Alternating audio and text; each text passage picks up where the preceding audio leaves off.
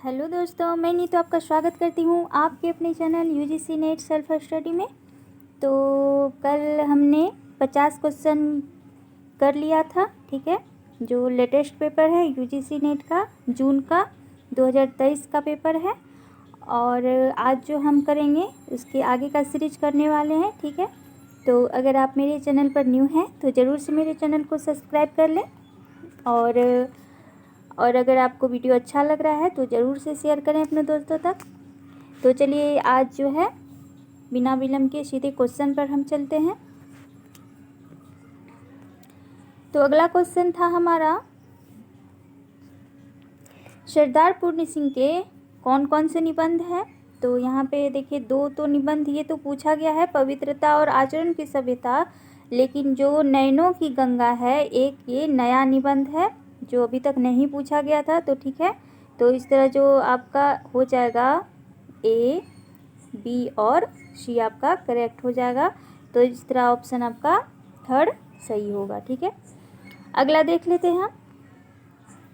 अगला जो है इसमें दो सूची दिया गया है, सूची 1 को सूची 2 से मिलान करना है। तो इसमें जो है स्त्री पात्र है और दूसरा जो है पति या प्रेमी के रूप में है, तो इसका मिलान करना है। तो पहला जो है शीलो। अब शीलो किसकी पात्र है ये आपको ध्यान में रखना है। तो शीलो के जो पति या प्रेमी हैं वो कौन है, तो वो हैं रतन, ठीक है। दूसरा है तारा। तो तारा किसमें आ रही है, तो तारा जो है वो अशद की प्रेमिका है, ठीक है। और कनक जो है, कनक पूरी से रिलेट है, ठीक है।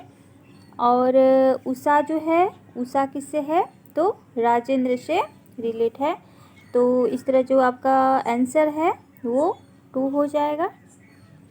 अगला क्वेश्चन देख लेते हैं। अगला क्वेश्चन है हमारा, निम्नलिखित में से भारतेंदु के निबंध कौन से हैं। तो कौन कौन से हैं, तो देखिए इनका भी एक दो निबंध जो है नया दिया था, इस बार पूछा हुआ था। तो वैष्णवता और भारतवर्ष ये इनका निबंध है। बाकी लेवी प्राण लेवी ये तो कई बार पूछा हुआ है। और भारतवर्ष की उन्नति कैसे हो सकती है, जो कि आपके यूजीसी नेट के सिलेबस में लगी हुई है। तो इस तरह आपका जो आंसर है वो सी हो जाएगा, ठीक है। अगला क्वेश्चन देख लेते हैं। अगला क्वेश्चन है कि नागरी प्रशासनी सभा के संस्थापक में कौन कौन शामिल थे। तो कौन थे, तो जिसमें शिव कुमार सिंह थे, राम नारायण मिश्र थे और श्याम सुंदर दास थे। तो आपका आंसर जो है वो 2 हो जाएगा, ए, सी और ई हो जाएगा, ठीक है। तो आपको ये ट्रिक के भी माध्यम से ध्यान में रखना है। आगे देख लेते हैं। एक अभिकथन दिया है और उसका कारण रीजन दिया हुआ है, असर्शन और रीजन से ये पूछा गया है। तो पहला जो है क्या कह रहा है कि अंग्रेज़ों ने पुरानी आर्थिक संरचना को बदला, जमीन का नया बंदोबस्त किया। नए बंदोबस्त के कारण जमीन की क्रय विक्रय करने की छूट मिल गई, ये तो सही है। रीजन दिया है कि बदलती हुई परिस्थितियों में बुद्धिजीवी वर्ग के लोगों ने समाचार पत्रों के माध्यम से अंग्रेज़ों के अत्याचारों का विरोध करना आरंभ किया था। तो ये दोनों सही है, क्योंकि भारतेंदु युग में आप देख रहे हैं कि कितनी पत्रिकाएं निकाली गई और कितने अंग्रेज़ों का विरोध भी किया गया। लेकिन जो इसका रीजन दिया गया है वो सही नहीं है। तो इस तरह आपका जो आंसर है वो 2 सही होगा। दोनों कथन तो सही हैं लेकिन इसका ये रीजन नहीं है, ठीक है। आगे देख लेते हैं। आषाढ़ का एक दिन जो है नाटक जो है, इसमें पतंजलि का उल्लेख कौन से पात्र के द्वारा किया गया है, तो वो है संगनी द्वारा पतंजलि का उल्लेख किया गया इस नाटक में। आगे देख लेते हैं। देखिए किस तरह से क्वेश्चन पूछा गया था, आपको दिख रहा होगा। तो उत्तरा फाल्गुनी से ये देखिए दूसरा क्वेश्चन है। तो उत्तरा फाल्गुनी के आसपास जो निबंध है उसके आधार पर दिए गए विवरणों में आयु से छोटे से बड़े के कर्म में संयोजित करना है यहाँ पे। तो ये कुछ कोटेशन है जो उत्तरा फाल्गुनी में प्रयोग किए गए हैं, ठीक है। और वो जो उम्र का जो तजुर्बा उसमें दिखाया गया है, या यूँ कहें कि उम्र में कौन सा क्या क्या परिवर्तन होता है, तो उसमें जो कही गई है बात, तो वहीं से ये पूछा गया है। तो बहुत ही डीपली क्वेश्चन यहाँ पे लिया गया है। तो सबसे पहले क्या होता है, तो जीवन के सम्मुख फन उठाए एक प्रश्न चिन्ह को उपस्थित करता है, ये पहले होगा। उसके बाद है डी, इसमें जीर्णता और जर्जरता नहीं है, यह जरा और वृद्धत्व का प्रतीक नहीं है, दूसरा होगा। उसके बाद बी होगा, से ज़्यादा असभ्यता है, अश्लीलता है और अनैतिकता है, ठीक है। उसके बाद ए है आपका, जीर्णता की आगमनी का समाचार काल तुरंत दूर से ही हिनहिना कर दे जाता है। और लास्ट में आपका ई होगा, तब मैं व्यवस्था के पुतली घर की इन यंत्र कन्याओं से माफ़ी मांगकर उत्तम पुरुष की जय जयकार बोलते हुए मंच से बाहर आ जाऊंगा। तो इस तरह जो आपका ऑप्शन है वो कौन सा सही होगा, तो 3 आपका राइट हो जाएगा। आगे देख लेते हैं। अंधेरे में कविता में पागल द्वारा गाए गए गान की पंक्तियां हैं, ये थोड़ा सा टाइपिंग मिस्टेक तो नहीं लग रहा है, नहीं, तो कौन सी है, तो ए, बी और ई। तो मर गया देश, अरे जीवित रह गए तुम। दूसरा है जन मन करुणा सी माँ को हंकार दिया। और ई जो है, अब तक क्या जिया, अब तक क्या किया, जीवन क्या जिया। तो ये फेमस पंक्ति है अंधेरे में का, तो कई बार आया है, तो आपको ध्यान में रखना है। इस तरह इसका आंसर जो है ए राइट हो जाएगा।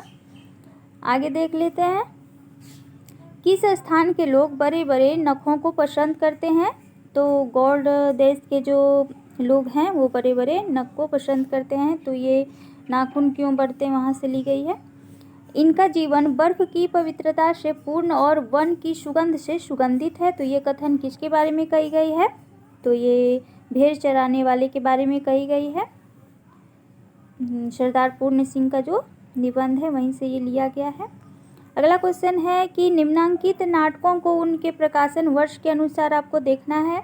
तो सबसे पहले आएगा भारत भाग्य, उसके बाद राजश्री जो कि प्रसाद जी का 1915 का है, उसके बाद पहला राजा, उसके बाद चरणदास चोर, उसके बाद बटोही। तो इस तरह आपका आंसर जो है वो 4 हो जाएगा।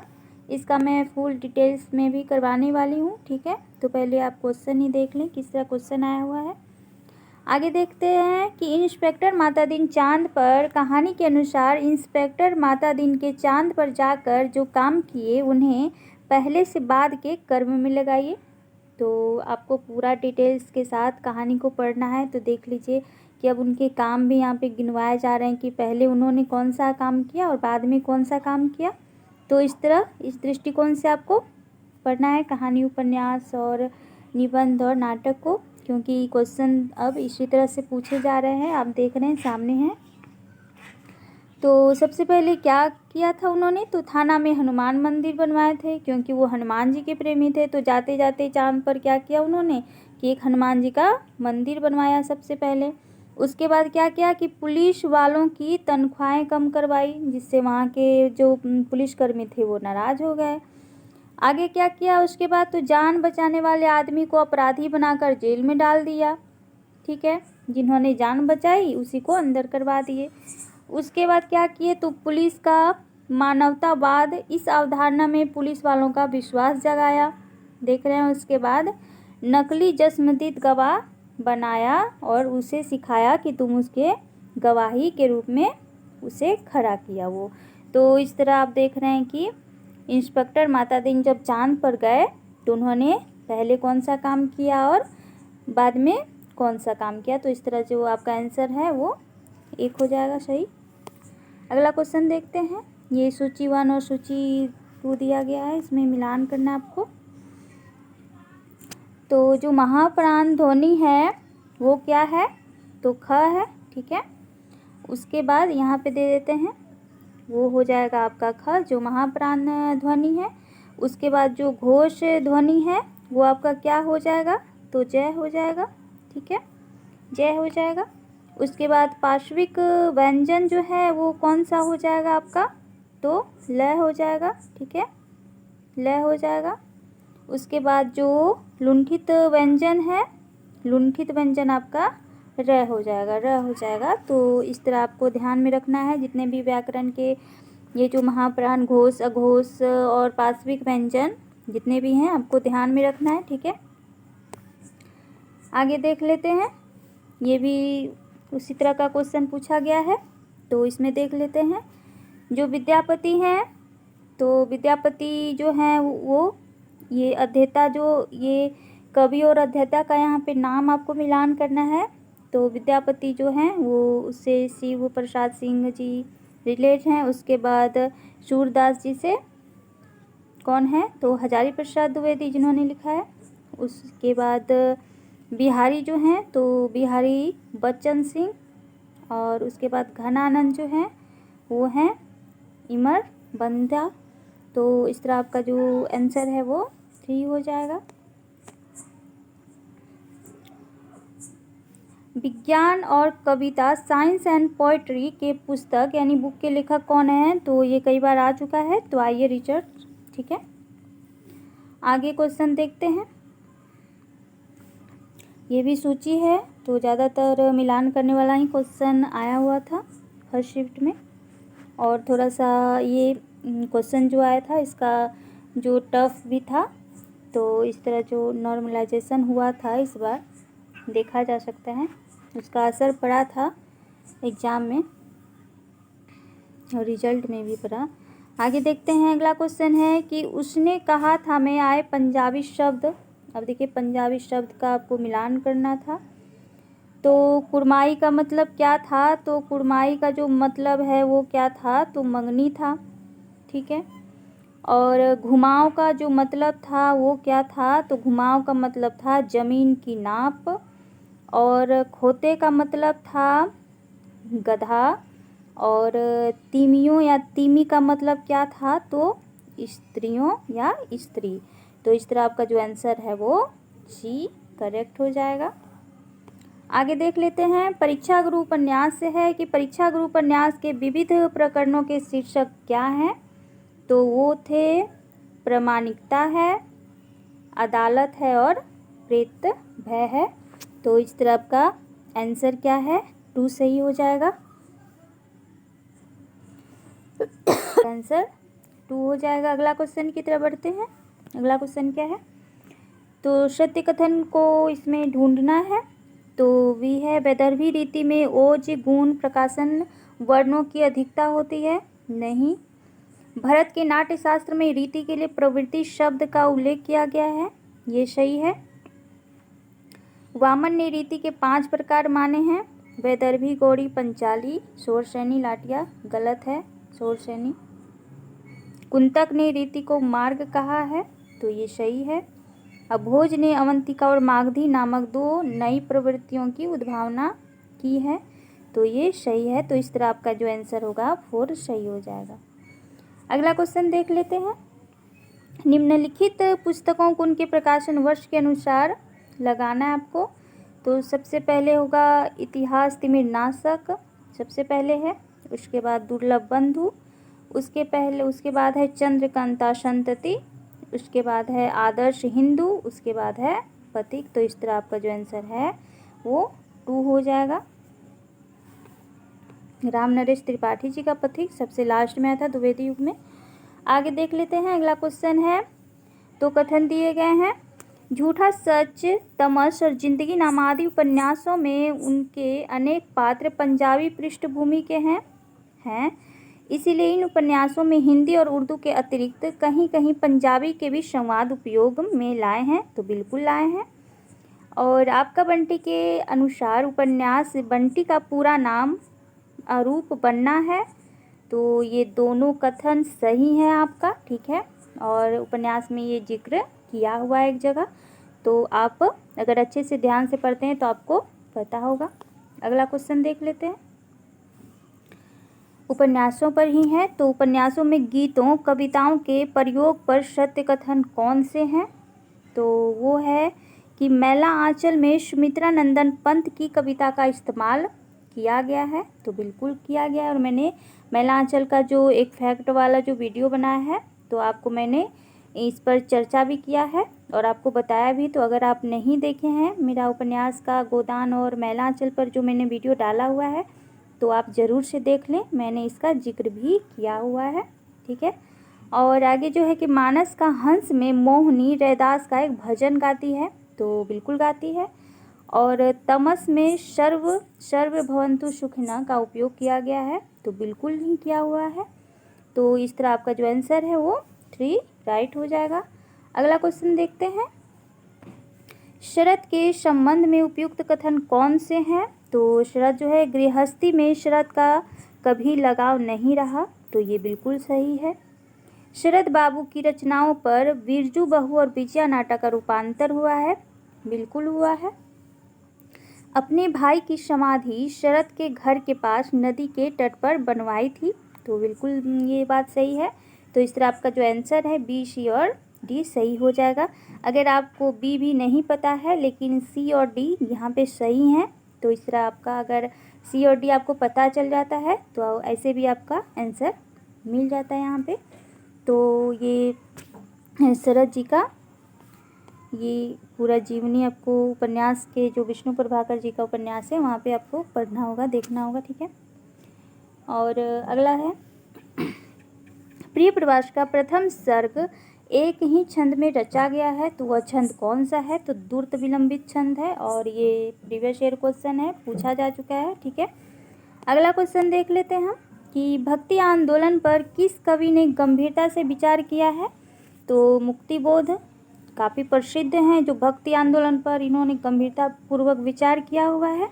और इनके जो मुक्तिबोध का एक बुक है यथार्थपरक, मैं भी नाम भूल रही हूँ लेकिन वो उसमें भक्ति आंदोलन का उन्होंने काफ़ी अच्छे से गंभीरता पूर्वक उन्होंने विचार किया है।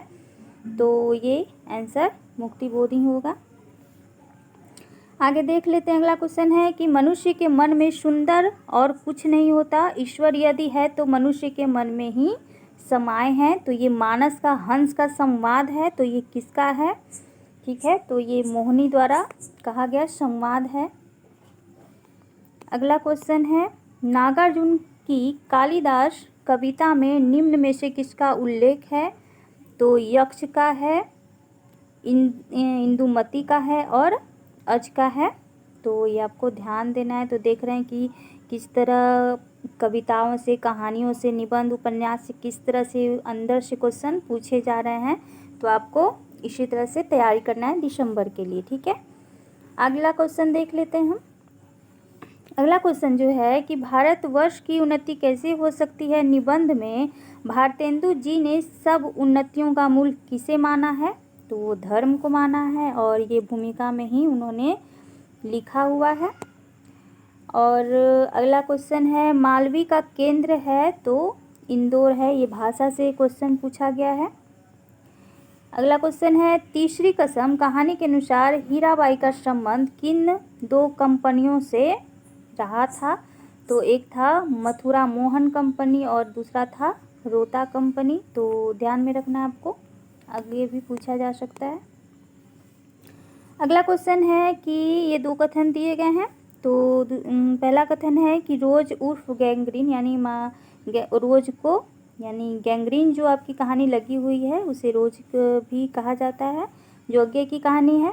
कहानी के अनुसार मालती के पति का नाम विश्वेश्वर है और वे एक छोटे से रेलवे स्टेशन के स्टेशन मास्टर हैं।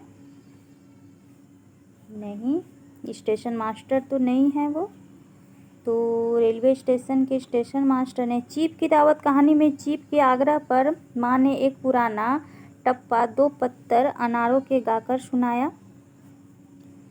तो ये दोनों हमको गलत लग रहे हैं क्योंकि स्टेशन मास्टर तो नहीं थे, वो गैंग्रीन का एक जो गैंग्रीन बीमारी होती है उसके वो डॉक्टर थे, चीर फाड़ करते थे।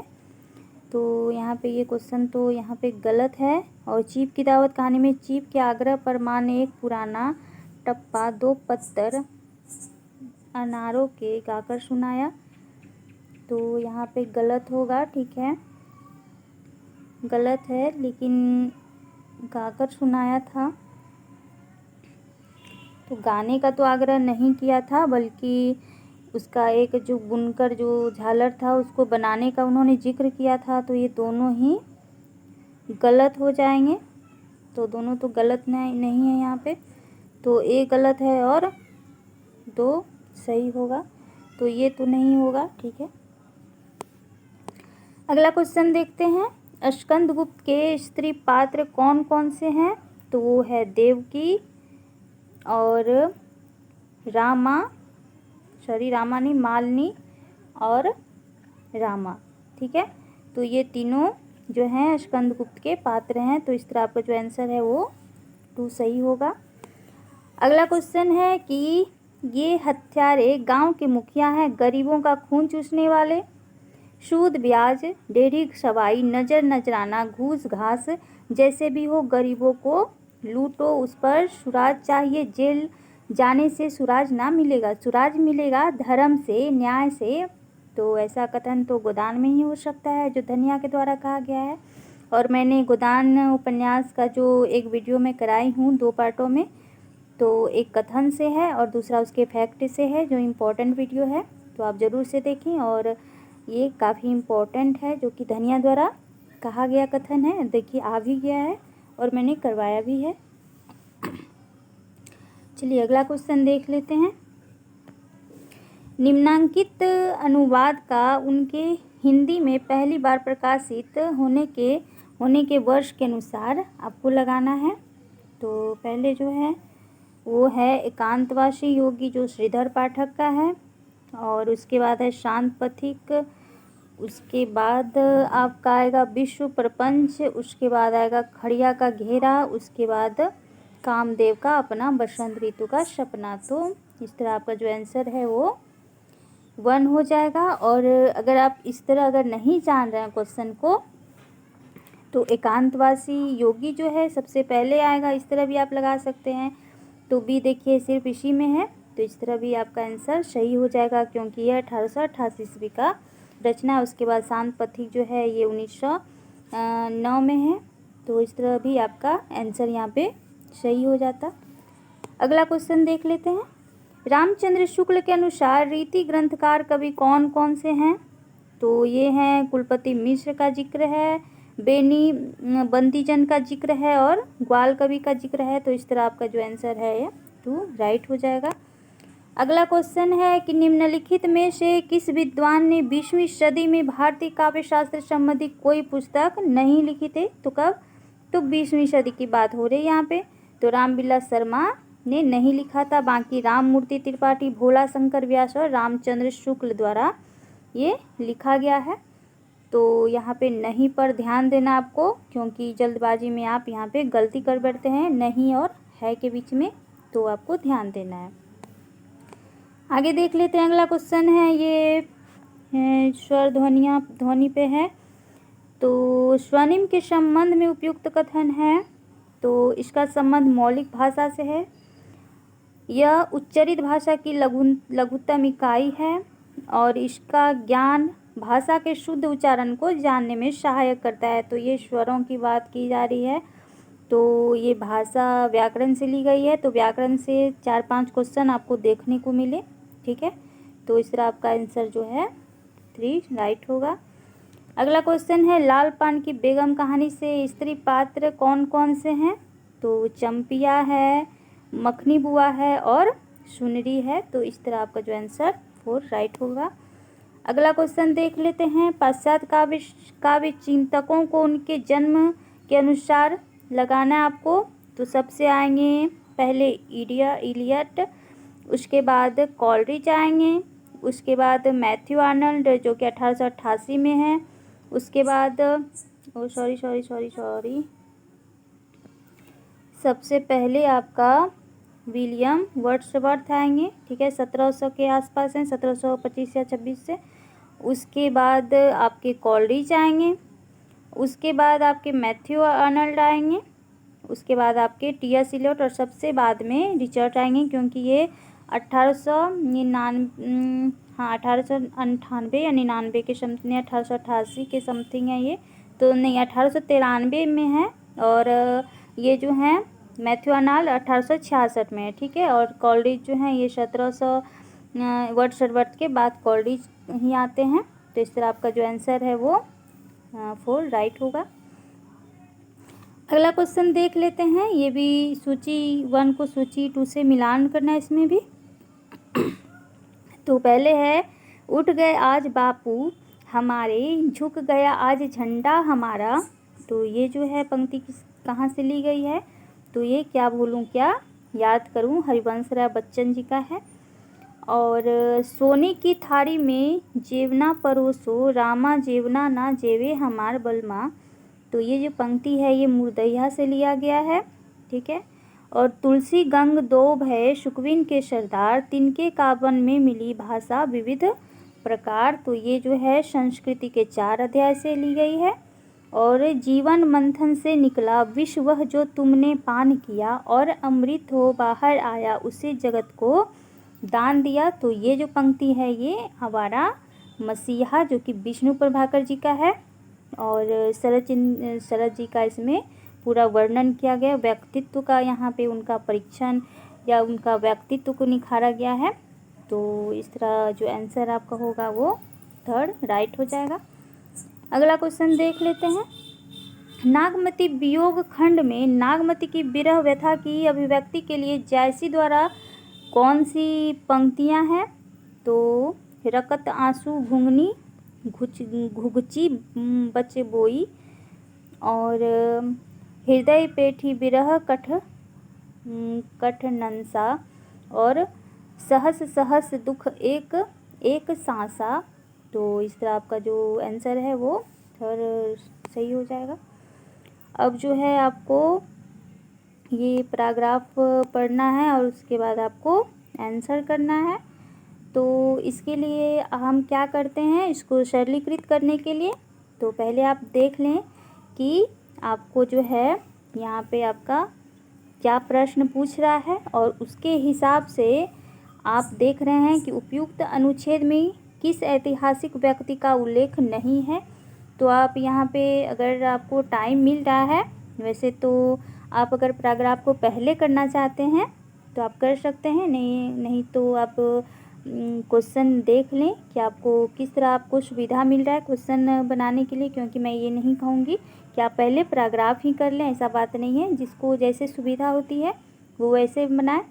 और उसके लिए ज़्यादा तो क्योंकि यहाँ पे तो उतना प्रॉब्लम नहीं हो रहा है, लेकिन आप अगर कंप्यूटर पर बैठे हैं ऑनलाइन एग्ज़ाम दे रहे हैं तो वहाँ पे थोड़ा सा कर्सर इधर उधर करने में प्रॉब्लम होता है। मैंने ये भी नोटिस किया है एग्ज़ाम में।